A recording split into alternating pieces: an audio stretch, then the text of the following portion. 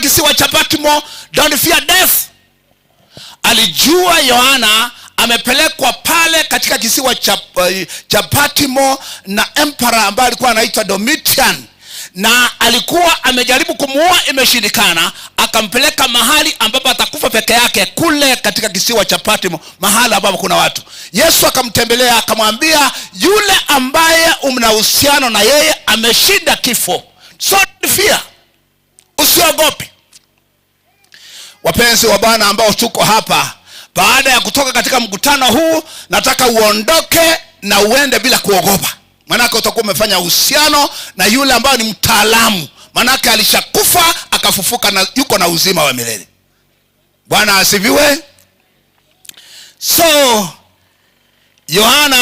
Lazaro akafanya na urafiki na Yesu Kristo. Na kila wakati wote Yesu akiwa Yerusalemu alikuwa anaenda Bethania. Alikuwa anaenda kwa marafiki zake, watu ambao walimchagua akawa rafiki yao, na wakafanya uhusiano. Na ikawa siku moja Lazaro ameshikwa na ugonjwa, na nafikiri kwamba alikuwa na kansa. I think he had cancer. Na hawa walijua vizuri kwamba Yesu amekuwa akitibu watu. Kwa hivyo ikiwa ni rafiki, atafanya nini? Ataenda kumshughulikia. Yesu akashughulika pale akitibu watu.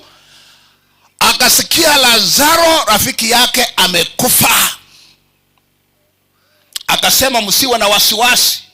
Msiwe na wasiwasi, kwa sababu jambo hilo nitalishughulikia. Baada ya siku 4 amezikwa, hata akuwa katika mazishi. Yesu kama ni ndugu yetu ambaye anaitwa Richard, siku ya leo angekuwa pamoja nasi. Amekuja after burial 4 days.